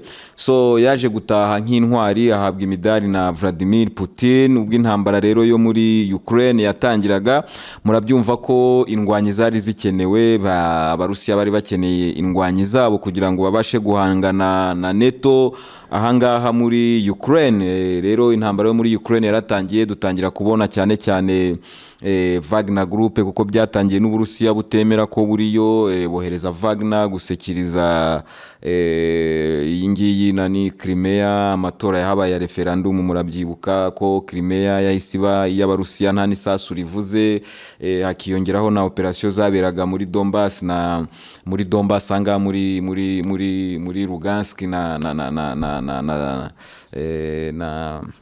muri Lugansk na hehe handi angaha muri Donbass, ni muri anyway ni muri Donbass yose haraza kuza. So uyu Solvekin rero aho ngaho twari tutaramubona, kuko ahanini twabonaga Wagner, tukabona abajenerali bandi b'Abarusiya. Nyuma yaho ubwo operation ya gisirikare y'Abarusiya yatangiraga muri Ukraine, twabonye umujenerali wari uyoboye ingabo za Ukraine z'Abarusiya zatangije iyi operation y'Abarusiya muri Ukraine. Nyuma yaho ibintu bitangiye gukomera, murabyibuka intambara inapfa mu Barusiya, buriya bapfushijemo n'abajenerali numva batari bakeya. Rero rero nibwo batekereje kuvuga ati noneho nicyo gihe ko tuzana Armageddon muri iyi ntambara yo muri Ukraine agakora akazi. Murabyibuka ko abanyaburayi bahise bashya ubwoba bakimenya ko Armageddon yashyizweho nk'umuyobozi wa operasiyo y'Abarusiya ya gisirikare iri kubera muri Ukraine. Bahise batangira kuvuga bati kuva uyu nguyu abaye appointed hagiye kubaho gusenya imijyi mu buryo buremereye cyane, kuko niyo tekiniki ya Solvekin nkuko babimurega muri Syria. So Solvekin rero yaje gutangira kuyobora izi ngabo z'Abarusiya, yatangira gushyiraho tekinike nshyashya ku mirongo y'urugamba. Murabyibuka ni nawe watanze igitekerezo cy'uko Abarusiya bava mu mujyi wa Kherson, kuko ahangaha abantu mukurikira amateleviziyo y'Abanyamerika cyangwa se y'Abanyaburayi mwumva ko ari contre-offensive cyangwa se ari offensive y'Abanya-Ukraine yatsinze Abarusiya kuva mu mujyi wa Kherson, ariko ntabwo ari byo, kubera ko uyu nguyu Solvekin akimara kubona uburyo bw'imirwanire, amaze kubona uburyo bagiye guhanganamo n'Abanya-Ukraine, yabonye ko uyu mujyi wari hakurya y'uruzi, abona ko bizagora Abarusiya igihe cyose Abanya-Ukraine bashobora guca ikiraro gihuza uwo mujyi na Kherson isigaye iri mu maboko y'Abarusiya. So abona ko rero ari byiza ko bakuramo abasirikari babo aho ngaho muri Kherson, bagahungisha n'abaturage bashaka kuhahunga, noneho bakajya hakurya y'uruzi kugira ngo birinde kuzagwa muri ambush y'Abanya-Ukraine, kuko iyo baca icyo kiraro bagakora operasiyo zabo neza, bashobora gusanga hari abasirikari benshi b'Abarusiya bari mu mujyi wa Kherson bashoboraga gufatwa ari bazima nk'ibyabaye muri Mariupol, murabyibuka bya Azov. So rero mu mibare ya Solvekin yabonye ko ari ngombwa ko bava muri uyu mujyi, babiganira na ba Shoigu nka ministri w'ingabo na Solvekin, bafata icyemezo ko ingabo zabo ziva ahangaha muri Kherson. Uyu nguyu rero Solvekin yaje gukomeza ari uhagarariye operasiyo za gisirikare ahangaha muri Ukraine. Nyuma yaho gatoya noneho nibwo baje kumugira komanda wa kabiri muri iyo operasiyo, kubera ko bahise bazana noneho na ministre w'ingabo abari uza guhagararira iyi operasiyo. Gerasimov niwe bahise bazana kugira ngo ahagararire operasiyo ya gisirikare irimo kuba ahangaha muri Ukraine. N'ubu ngubu niwe komanda wa mbere ahangaha muri Ukraine ku gisirikare cy'Abarusiya. So murumva rero ko ari umuntu utoroshye uyu nguyu Solvekin. Ni umuntu utoroshye, none yaje kugaragara mu myigaragambyo ya Yevgeny Prigozhin. Bivugwa ko yari ku ruhande rwa Yevgeny Prigozhin. Ibinyamakuru byinshi bigenda bivuga abajenerali bagiye babura batari kugaragara, na hano kuri Waka Waka podcast twabiganiriyeho tuvuga ko Solvekin atari kugaragara kuri operasiyo za gisirikari muri Ukraine kuva habaho imyigaragambyo ya Yevgeny Prigozhin. Rero nkuko bigoye by'Abarusiya kubisesengura no kubisobanura, ni naho tugiye kugera. Uyu Solvekin akenshi bavugaga ko nawe ashobora kuba ari mu gatsiko k'abagambanyi, ashobora kuba ari mu bantu bahanwe, ashobora kuba ari mu bajenerali bafunzwe bahagaritswe kubera ko bari ku ruhande rwa Prigozhin. Abenshi niko twari tubizi, na hano kuri Waka Waka tugeze kubiganiraho tuvuga ko ibyo bintu bishoboka cyane. Rero uyu munsi cyangwa se muri iki cyumweru nibwo twabonye ko ibyo bintu dushobora kuba twarabyibeshyeho cyane, kubera ko Solvekin yaje kugaragara ari muri Algeria, azawugaragara ari mu bindi bihugu, azawugaragara ari mu kazi bisanzwe. Binavugwa yuko uyu Solvekin nyuma yuko Yevgeny Prigozhin apfuye ari mu bashobora gusimbura Prigozhin kugira ngo bubake iki gisirikare nanone cya Wagner Group. Ubu rero bikaba bivugwa ko uyu Solvekin ashobora kuba agiye gutangira guhura n'abayobozi hirya no hino muri Afurika, aho Wagner ifitanye amasezerano aho bafitanye amasezerano na Wagner. Uyu Solvekin akaba ari we ushobora kuba agiye gutangira izi ngendo nkuko twamubonye ahangaha muri Algeria. Gusa iyi foto igisohoka ni ifoto yavugishije benshi, ivugisha Abanyaburayi, kuko benshi bifuzaga ko uyu mujenerali yaba ari mu bagambaniye Putin, uyu mujenerali yaba ari mu bavuye mu nzira cyangwa se bari mu nzira zo kuvanwa mu nzira, kubera ko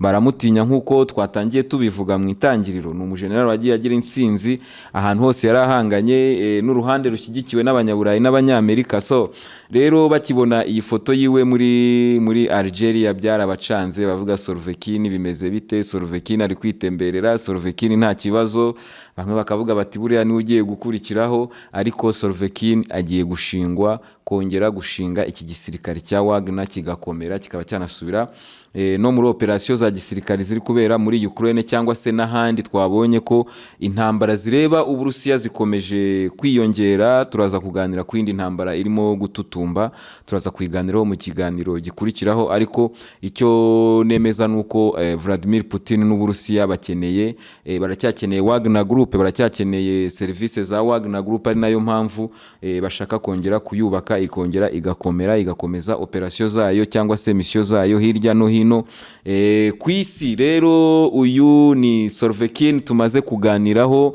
mumaze kubyumva, mumaze kubibona ko uyu Solvekin ari mu kazi, nta kibazo. Nta kibazo, nkuko mubizi ibintu by'Abarusiya nyambabwira ko bigoye kuba wa predictinga, kuba wasesengura, kubera ko iki ni igihugu kiyobowe na Vladimir Putin, ni igihugu kiyobowe n'umunyamibare myinshi cyane, reka mbivuge gutyo, n'umuntu kandi ureba icyo agamije kurusha ibyavugwa kuri media, kurusha ibyo kubyina intsinzi y'uyu munsi n'ejo bundi, ku buryo yajyarangwa avuguruza avuga ati Solvekin ntabwo afunze. Abarusiya baricecekera baravuga ati muvuge ibyo mushaka, twebwe ibyacu nitwe tubizi. So none uyu munsi turabibona ko Solvekin ari mu kazi ndetse ari no guhabwa misiyo nshyashya na bosi wiwe. Dukomeze ku wundi nawe usa nk'uwo, uyu nguyu ni Ramzan Kadyrov, ni perezida wa Chechnya, ni perezida wa Chechnya. So uyu nguyu rero nawe abanyaburayi bari barimo guserebra urupfu rwiwe, cyane barimo guserebra uburwayi bwiwe bukabije, bavuga ko ashobora kuba ari no muri koma, nkuko byatangazwaga n'ibinyamakuru byo muri Ukraine, bivuga ko Ramzan Kadyrov ari muri koma, ameze nabi, ndetse binashoboka ko yaba atakiriho. Rero ibyo byarakomeje biravugwa, ibinyamakuru by'abanyaburayi, ibinyamakuru by'abanyamerika byose bivuga biti umuntu wa Putin, ukuboko kw'iburyo kwa Putin muri Chechnya, ninde uri bumusimbure, ko Putin atiteguye kuba yabura Kadyrov. Abandi bakajya hirya bakavuga bati nyuma yo kwivugana Yevgeny Prigozhin, noneho Putin agiye kwivugana Kadyrov. Mbese baba bari muri campaign, nibyo Gentil Gideo yise russophobia, ni bya bindi twavuze hano bya campaign zo kudiaboliza abantu, cyangwa se kubagira ibigoryi, cyangwa se kubagira iki, nawe mwe mugakurikira ukaba wagira ngo ibyo bintu koko ni by'ukuri. So nibyo birimo gukorwa nahanga kuri Kadyrov. Abanyaburayi bifuza ko Kadyrov yava mu nzira, Putin akongera akagira ibibazo muri Chechnya. Wenda dusubiye inyuma, murabyibuka Putin akimara kuba prime minister wa Russia, Boris Yeltsin amaze kumushyiraho, hari ikibazo gikomeye cyane cy'abaseparatiste bo muri Chechnya, bashakaga kuba iyi Chechnya, iyi ntara yakwigenga. So Putin amaze kujyaho, murabyibuka muri operasiyo za gisirikari yakoze zikomeye cyane, ni ukurwanya abo ba-islamiste bari muri Chechnya, bashaka ko iyi ntara yakwigenga, ikaba intara itari ku Burusiya. Iyo ntambara rero Vladimir Putin yarayirwanye, arayitsinda, afashijwe cyane n'uru ruhande rwa Kadyrov, ari we wamufashije gutsinda iyi ntambara yo muri Chechnya. Noneho bahita banamushinga Chechnya. Abantu bavuga ko Putin agomba byinshi Kadyrov, ariko amugomba byinshi gute iyo muvuga ibintu nk'ibyo ngibyo? Ngewe biransetsa, kandi ukabona biravugwa n'abantu b'abasesenguzi bakomeye cyane, kubera ko muvuga ngo amugomba byinshi, muzi yaramuhaye ibingana bite? Kadyrov ni umuperezida muri Chechnya utavugirwamo, udateganya kuvaho, udafite pressure ngo ya opposition, udafite ikibazo cyari cyo cyose. Ibi ngibi ni ukuvuga ngo biruta byinshi murimo kumusabira. Murashaka ko Kadyrov nawe atangira kumva ko arenze nka Yevgeny Prigozhin? Murashaka ko atangira kumva ko yaba minisitiri w'ingabo z'Uburusiya? Murashaka kumva ko yatangira kugira ambition za politike nka Yevgeny Prigozhin, ikosa yakoze twagiye tugarukaho? rero mujye mubitekerezaho tunabiganireho mu mpena comment zanyu. Mba mbona hano muri Wakawaka, ikintu nkundira hano kuri Wakawaka n'abantu bo muri Wakawaka, murayoka cyane, ibintu murabikurikira cyane, mubitangaho ibitekerezo kandi wumva byiza ku buryo umuntu yavuga ko ibi bintu namwe muba mubisobanukiwe. So rero Kadyrov akaba yarasohoye video ku munsi w'ejo, arimo kumva akayaga, n'ahantu wabonaga ko ari mu bukonje, yambaye imyenda y'ubukonje, harimo ibintu bimeze nk'imvura n'amahindu, avuga ati abantu iyo ibinyoma bibaye byinshi ugomba kujya ku kayaga kugira ngo umutwe ubanze uruhuke, ibinyoma byose bishiremo. So uyu Kadyrov rero bikaba bivugwa ko nyuma y'ayo makuru yose yagiye acicikana, uyu Kadyrov ameze neza, nta kibazo na kimwe afite, ariko abanyaburayi bo bakaba bakomeje gusesengura iyo video, ese ko igaragaza ko ari mu gihe cy'ubukonje, tutarajya mu gihe cy'ubukonje, ese iyi video ni ya kera, ese iyi video niyo, kubera ko icyifuzo cyabo muri bo barifuza ko Kadyrov yaba arembye cyane, ari muri koma. Bagiye bavuga ibintu byinshi, bavuga uburyo asanzwe afite ikibazo cy'amara, yivuriza ahangaha mu Burusiya, bavuga jet yiwe imaze igihe iparitse mu Burusiya, bivugwa ko yaba ari kwivuriza aho ngaho, ariko Kadyrov ameze neza, kandi Kadyrov niyo yavaho yasimburwa n'undi wakomeza gahunda n'ubundi uko zimeze, kubera ko nkuko mubizi opposition y'ahangaha muri Chechnya yifuza ko habaho ubwigenge n'iki. Iyo opposition yarahunze, ni leta ikorera hanze, yigita ko ari leta ya Chechnya ikorera hanze, ifite na ba premier ministre n'ibiki, ariko ntibashobora gutinyuka kugera ahangaha muri Chechnya cyangwa se mu Burusiya. So rero izi campaign abanyaburayi baba barimo zo kugira abantu ibigoryi cyangwa se zo kubagira abantu babi, nk'iyo campaign iri kuri Armageddon, ntago mbizi, ntago ndi umugabo wo kubihamya ngo menye ngo koko ntabwo ari Armageddon, cyangwa se Kadyrov ngo menye ngo ni muzima cyangwa se si muzima.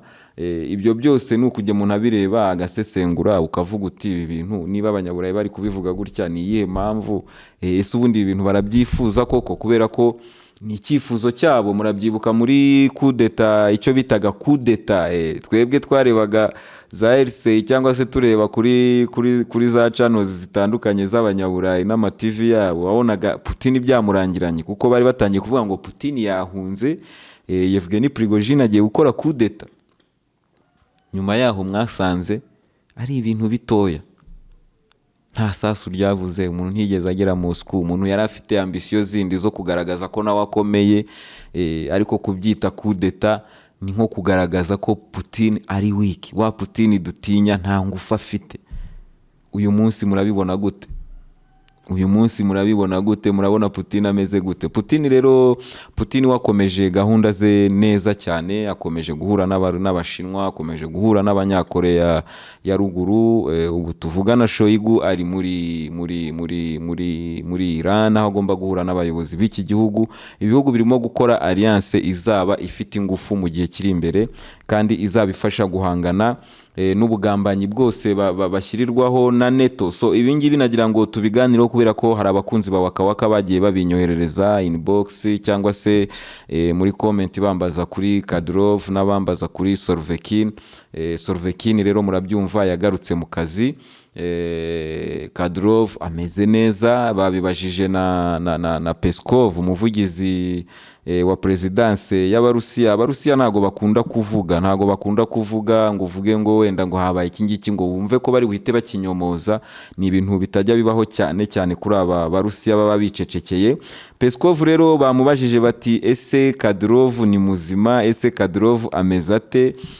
Arababwira ati rero ngewe ndi umuvugizi wa Kremlin, ntago ari twebwe dutanga ibyemezo by'abapfuye n'abazutse cyangwa se n'abakiriho. Ibyo ngibyo nta kintu ngewe nabivugaho. Ibyo rero byarushijeho gushyira abasesenguzi b'abanyaburayi b'abapropagandiste n'abanyamerika, byarushijeho kubashyira mu kibazo, kubera ko baribaza bati kubera iki Peskov atabivuguruje.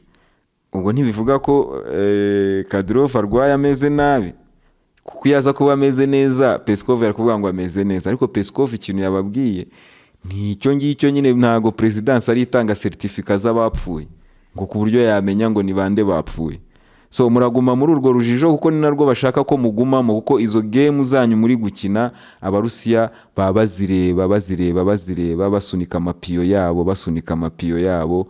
Ngewe nkaba nkunda uburyo Vladimir Putin yitwara muri ibi bibazo byose. Abanyaburayi bamushyira imbere, murabyibuka gushyira hasi ubukungu bw'Uburusiya byaranze. Murabyibuka barashaka gukoresha Putin kugira ngo yice abanya-Ukraine benshi, arimbura imijyi, noneho rusofobia barimo izagire valeur cyangwa se izagire ibimenyetso. Ibyo byose Putin ntabyo ari gukora. Hari tuntu twinshi ugenda ubona neto igenda itsindirwamo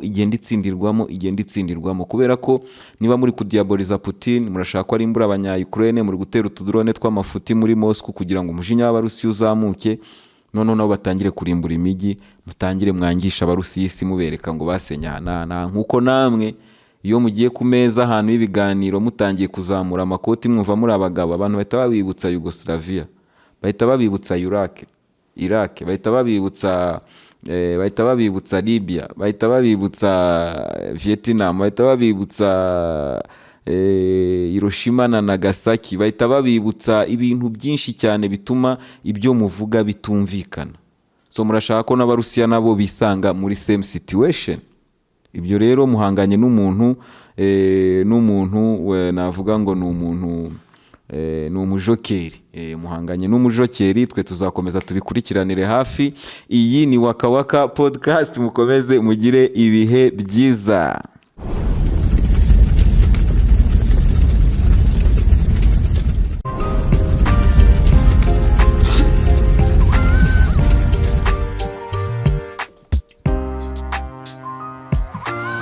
Amahoro kuri mwese nshuti za Waka Waka podcast, nizere ko mukomeje kugira ibihe byiza aho muri hose.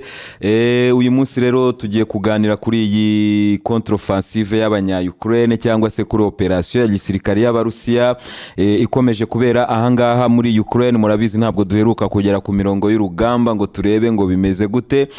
Muri iki kiganiro rero reka tuhagaruke turebe uko bimeze, turebe ripoti z'Abanyamerika, turebe ripoti z'abanya Ukraine, turebe na ripoti z'Abarusiya icyo zivuga kubiri kubera ku rugamba. Ikindi kandi turaganira kuri Elon Musk. Nakomeje kumva abantu benshi bamisinga point iri ngombwa cyane, abantu benshi bavuga ngo Elon Musk yagambaniye abanya-Ukraine, abandi bati Elon Musk yahagaritse intambara ya gatatu y'isi yose, nawe ubwe akigamba ati nahagaritse icyashoboraga kuba nk'intambara ya gatatu y'isi yose.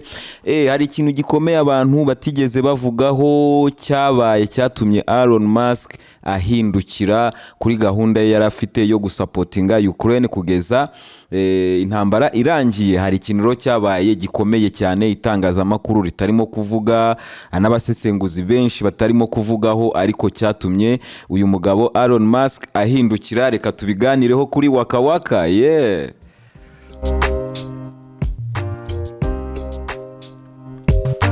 Yes, rero ku mirongo y'urugamba nk'uko mubizi contre-offensive y'abanya-Ukraine igiye kumara igihe kigera ku mezi 3 nta na hamwe irabasha gutobora. Ibintu bivuga ko Abarusiya bari barateguye neza, ikindi kandi abanya-Ukraine ntabwo biteguye neza cyangwa se ntabwo bateguwe neza, kubera ko muri podcast twagiye dukora zisesengura ibiri kubera ku rugamba zivuga kuri contre-offensive y'abanya-Ukraine, twagiye tubona ko hagiye habamo ikintu kimeze nk'akagambane ku baturage ba Ukraine, ku basirikari ba Ukraine bagiye boherezwa mu birindiro by'Abarusiya byubatswe mu gihe kirenga umwaka wose, bakoherezwayo nta support yo mu kirere bafite, nta support ihagije ya artillery bafite. Ibyo rero bikaba byaratumye iyi contre-offensive iba nk'irimbukiro ry'ibikoresho bya NATO, ariko n'abasirikari ba Ukraine babigenderamo cyane kubera ko ntabwo bari barateguriwe intambara imeze gutya, n'ibikoresho bahawe kujya mu rugamba ntabwo byari bimeze bitya. So ibintu byakomeje, bamwe bigamba Bakhmut twateye imbere, Kherson twatoboye, ejo ugasanga sibyo, Zaporizhia twakoze akantu, ejo ugasanga ahubwo kari nkambushi y'Abarusiya.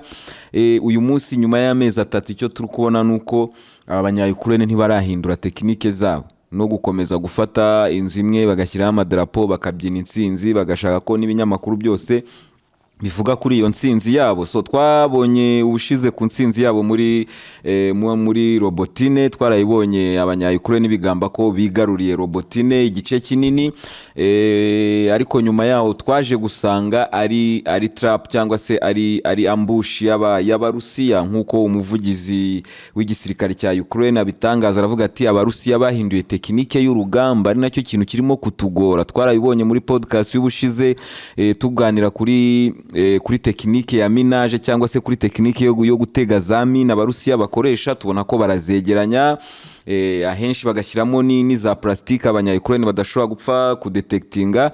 Ikindi kandi iyo mwageze muri iyi field hagaturikamo imwe, ahantu hose hahita haturika ku buryo abayirimo bose nta mahirwe baba bafite.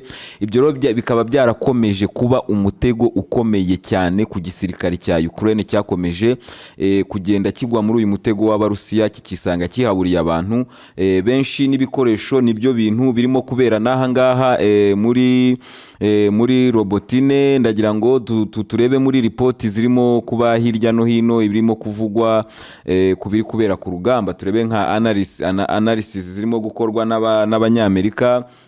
Anga baravuga bati analysis of the situation at the front, at the front from the American Institute for the Study of War. Nukuvuga ngo iyi ni institute y'abanyamerika yiga ku by'urugamba, ibyo itangaza kubiri kubera ku rugamba.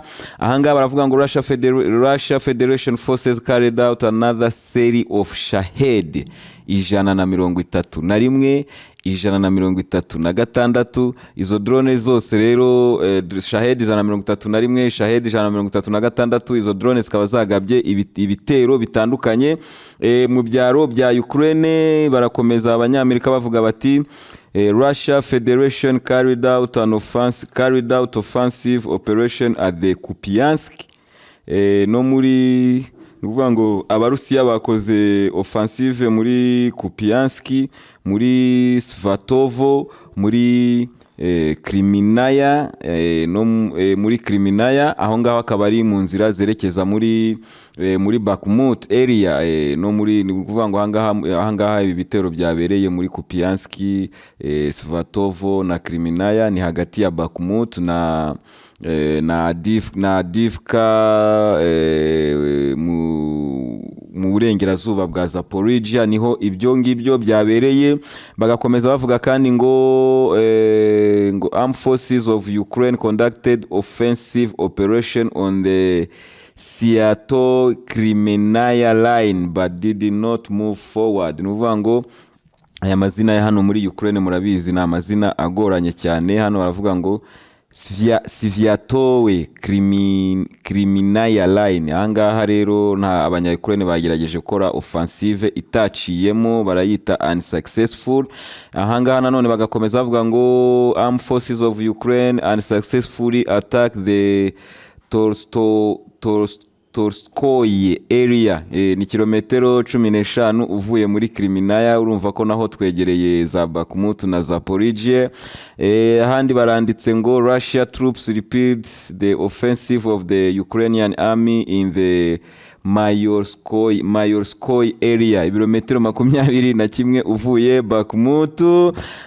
Anga kandi bagakomeza bavuga ngo Armed Forces of Ukraine continue their offensive on the border of Donetsk and Zaporizhia region but did not achieve any declared or confirmed success. Nukuvuga ngo aho ngaho muri ku mipaka ya Donetsk na Zaporizhia hari habereye ibitero. Abanya-Ukraine bakaba nta ntsinzi nimwe babashije gutangaza cyangwa se babashije kwegukana aho ngaho. Hanyuma hano bakandika ngo Armed Forces of Ukraine carried out an successful attack on the area of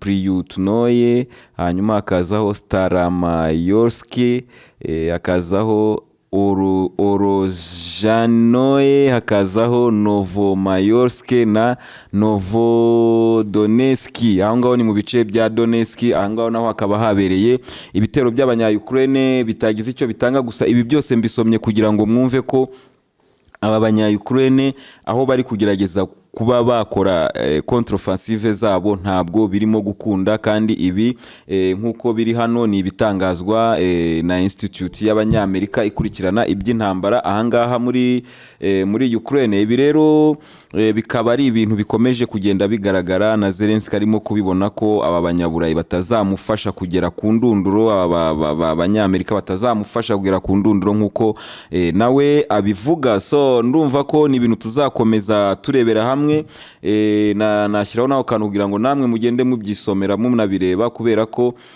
biba byiza namwe iyo muri kubyisomera. Nagira ngo mbereke ko ku mirongo y'urugamba, ni nayo mpamvu tutagaruka ku rugamba buri munsi, ibihabera ni bimwe, n'imirongo y'urugamba ni imwe, nta gihinduka, nta breaking news. Niyo mpamvu dushobora kumara iminsi ibiri tuvuga amanama, tuvuga ibibera mu maofisi, kuko iyi ntambara niho hantu hasigaye irimo gukorera ama contre-offensive, ni mu maofisi no mu manama ya za NATO, mu manama ya za G20. Mwarabibonye G20 yacitse amazi, nta gisubizo yabashije gutanga kuri iyi ntambara ya Ukraine. Akaba ari ibintu binagaragara ko G20 irimo ibihugu bya BRICS, irimo uruvange rw'ibihugu, nta kintu yakora kuri iki kibazo cya Ukraine. Rero ni ibintu tuzakomeza tuganira, ariko mujye mukurikirana n'ibibera mu maofisi, mukurikirane n'ibibera mu manama, kuko nibyo bidesida ibintu biri kubera muri iyi ntambara yo muri Ukraine. Imirongo y'urugamba yo ntihinduka, nta breaking news ku mirongo y'urugamba. Abanya-Ukraine bikaba binagaragara ko abasirikari babo batangiye gushira, kuko biragaragara ko kuri izi contre-offensive ziri kuba ubu ngubu harimo kugaragaramo abagore benshi, abasaza, ndetse n'abantu bafite ibibazo by'ubumuga ku rugamba. Ibyo ni bikomeje kugenda bigaragara, tukaba tuzakomeza kureba Ukraine izakomeza kugeza ryari. Aba ba mercenaires bari kuva mu bindi bihugu za Espagne, za Canada turi kubona muri iyi ntambara baza gufasha Ukraine, bazakomeza kuza kugeza ryari? Ni ugukomeza tukabirebera hamwe. Reka tujye kuri Elon Musk. Uko abantu babivuga wumva ko ari byo koko uyu mugabo yashobora kuba yaragize uruhare mu guhagarika iyi ntambara, cyangwa se guhagarika byari kwicisha abantu benshi cyane, kubera ko iyo bibaho abarusiya bagakoresha ibitwaro byabo bya kirimbuzi, hari gupfiramo abanya-Ukraine benshi cyane. Rero nk'uko Vladimir Putin nawe yabivuze, yavuze ko Elon Musk ari umushoramari w'umunyabwenge kandi ureba kure. Akaba yaramushimiye ko kuri iyi nshuro yarebye kure, kuba ataragumye ku ruhande rw'abanya-Ukraine mu rwego rwo kubashyigikira mu kugaba ibitero byabo muri Crimea. Ibyo rero Elon Musk mu magambo yiwe, nk'uko nabibonye aganira n'itangazamakuru, yaravuze ati abanya-Ukraine barampamagaye mu ijoro cyane, barambwira bati nyabuneka dufashe, tugiye kugaba ibitero karahabutaka, tugiye kugaba ibitero kirimbuzi ku Barusiya ahangaha muri Sevastopol. Target ikaba yariyo gusenya ibi byambu by'Abarusiya, position zabo za gisirikare, no gusenya iki kigo cya Sevastopol. Ko murabiza Abarusiya bahafite icyambu cya gisirikare gikomeye cyane. Ibyo rero bikaba ari ibintu byari gutera Abarusiya umujinya mwinshi cyane, utamenya ngo bari kubisubiza bate. Ni nayo mpamvu mvuga ati bashobora gusubiza bakoresheje umujinya w'umurengera, bakaba bakoresheje intwaro zikomeye cyane, cyangwa se bakaba banazana n'intwaro zabo za kirimbuzi. Ibyo rero Elon Musk avuga ati bakimpamagara bambwira ibyo bashaka gukora muri Crimea na Sevastopol, narababajije ati for what purpose? Ibyo bintu mushaka kubikora kubera iki? Murungukamo iki? Muraba mutsinze intambara, Abarusiya barasubira iwabo, muraba musubiranye Crimea, ni iki kiri bukurikireho? Ibyo byose ni ibibazo yababajije abanya-Ukraine. Bajya mu bintu bitumvikana, nko kuvuga ngo nitubasha kugaba ibitero bikomeye cyane kuri Sevastopol, Abarusiya baratangira kubona ko Vladimir Putin adashoboye urugamba, imyivumbagatanyo itangire mu Burusiya, ubutegetsi wenda bube bwahinduka mu Burusiya. Ikindi kandi bakavuga bati bishobora gutuma morali y'abasirikare b'Abarusiya ku rugamba ikomeza kugwa hasi, bikaba byadufasha muri contre-offensive. Bavuga ibintu byinshi utabonamo inyungu ziri direct, ibintu byinshi wahuza n'izi drone bahora bohereza muri Moscow, zihora ziturikizwa hejuru, ubona ko usibye kwerekana ko mushobora kukagurutsa, ariko nta kintu cyahatari izi drone zikora, nta kintu zihindura ku rugamba.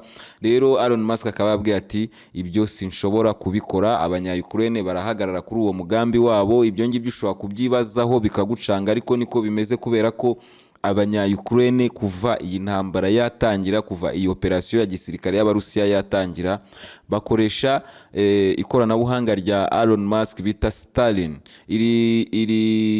Iri koranabuhanga rero ribafasha kumenya pozisiyo z'abasirikari z'Abarusiya aho bari, amadepo yabo aho ari, ibigo byabo aho biri, kuko bibaha amashusho, bikabaha na coordonnées z'ahantu bashobora kurasa, ari nabyo bibafasha mu gukoresha izi mbunda bahawe n'Abafaransa arizo bita Canon Caesar, ari izi HIMARS, zose zikoresha amacoordonnées zigenda zihabwa n'iri koranabuhanga rya Elon Musk. So rero Elon Musk akaba yarababwiye ati yarabwiye itangazamakuru ati Ukraine igomba kumenya ko turi ku ruhande rwayo, turagerageza kuyishyigikira, ariko igomba kumenya ko ntabwo ari umutwaro w'abashoramari cyangwa se amakampani y'Abanyamerika. Turi ku ruhande rw'iwe, ariko agomba kumva ko tutari umutwaro, kubera ko abanya-Ukraine bamaze iminsi myinshi cyane bifatira ku gahanga uyu mugabo Elon Musk, bavuga ko ari ku ruhande rwa Vladimir Putin, bavuga ko abantu begereye Elon Musk ari abantu b'inshuti za Putin, ari abantu bamubwira ibyiza bya Putin, cyangwa se bamusaba kuba yafasha Putin.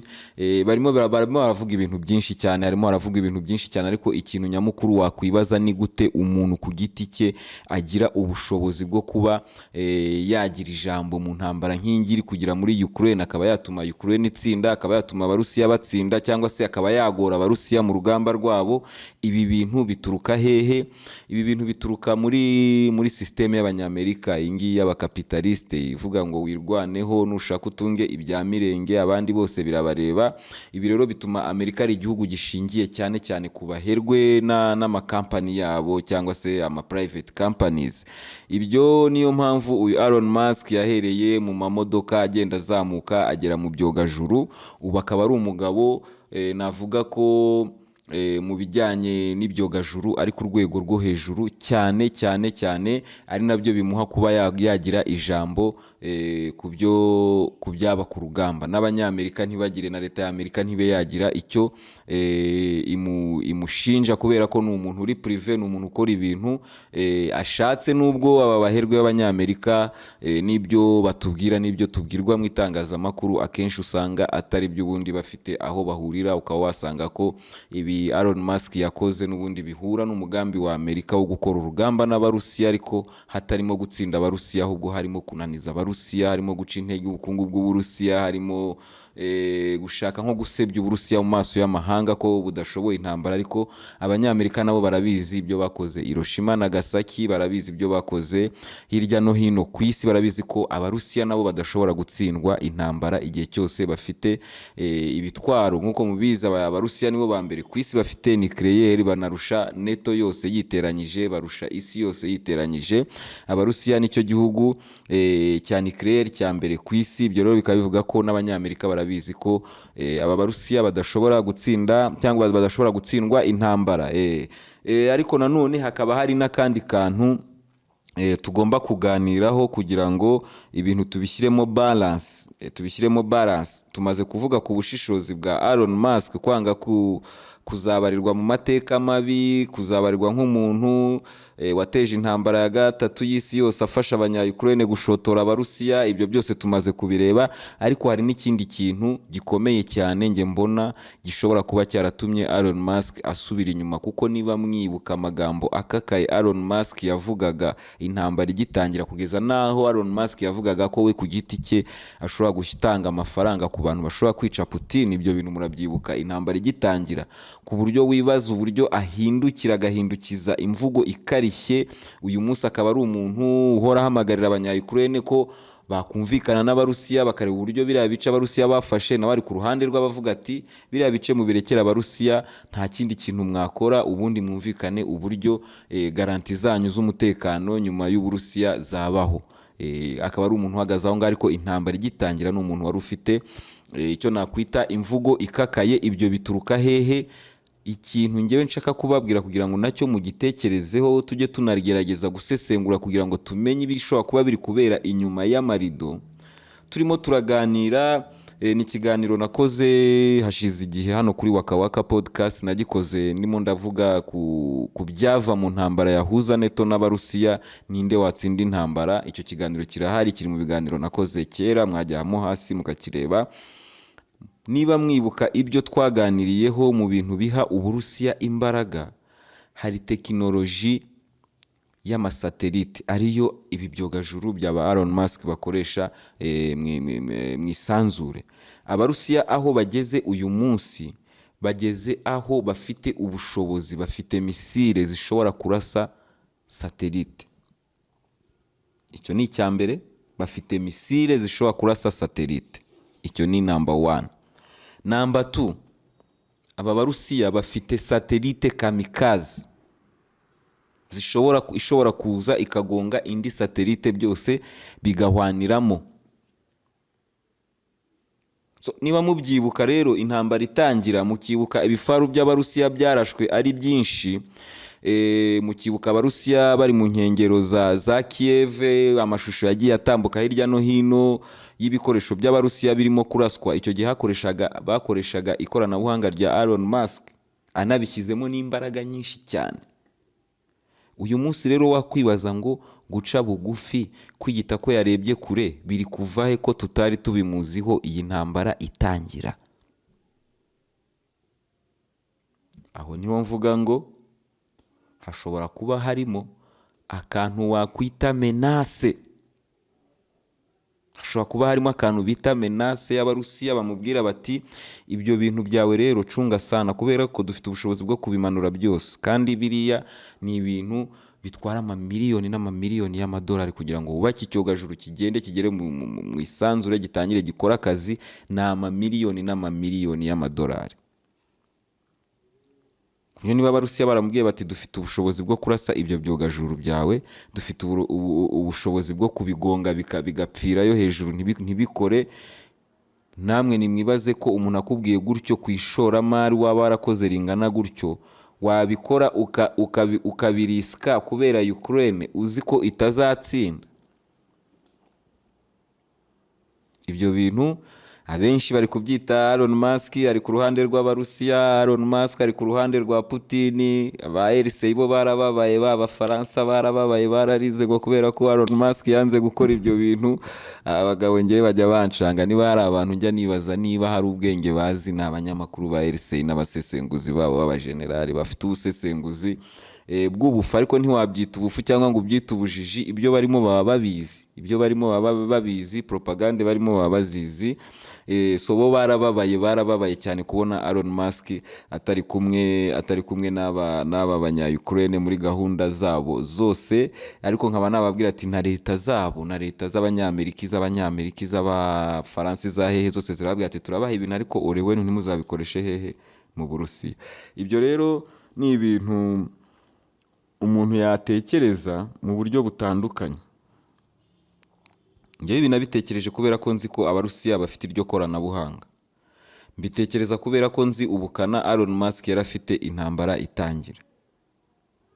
Mbitekereza kubera ko nabonaga uburyo Elon Musk agenda noneho azana proposal zisa naho zanditswe na Vladimir Putin.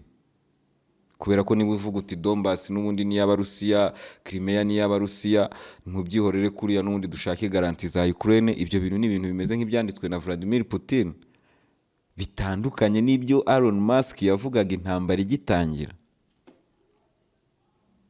So rero ni ibintu tuzakomeza kugenda turebera hamwe hano, ariko buriya ntitukajye dufata ibintu kuntu ibi bitangazamakuru by'abanyaburayi bibiduhaye ngo Elon Musk ari ku ruhande rw'Abarusiya, Elon Musk, kuko icyo kintu kimenyekane cyonyine n'Abanyamerika bazaba bacitse amazi. Nibimenyekana ko Abarusiya bafite imbaraga zo kubamenasa mu isanzure, bafite misile zigerayo, bafite amakamikaze satelite aho ngaho mu kirere, kandi mbibutse ko ikoranabuhanga n'Abashinwa bararifite. By the way, ibihugu bimaze kugira ubushobozi bwo guhanura amasatelite ni Ubushinwa n'Uburusiya. nibyo bihugu bimaze kugira ubushobozi bwo kuba byahanura amasatelite. Rero tuzakomeza turebe Elon Musk uruhande azakomeza gufata cyangwa se niyongera kishora mu ntambara, turebe ibyemeza abarusiya bamufatira. Ariko ngewe icyo nababwira ni izo option ebyiri zirashoboka. Ashobora kuba yashishoje, ashobora kuba yanakanzwe akabivamo. Iyi ni Waka Waka podcast, twebwe tureba kure tukabisesengura tukabiganiraho nk'inshuti, tugana ibitekerezo muri comment. Kandi niba wakunze iki kiganiro ujye wibuka gukanda like, kuko iyo ukanze like uba ugihaye amahirwe yo kurebwa n'abantu benshi cyane, kandi uhaye support iyi podcast kugira ngo ikomeze ikure, ikomeze yaguke. Gukandaho ni akantu koroshye kuri wowe, ariko kuri Waka Waka podcast ni ikintu gikomeye cyane, kuko kiradufasha kugrowinga no kuduha morali yuko ibyo dukora mubikunda. Amahoro kuri mwese, Imana ibahe umugisha.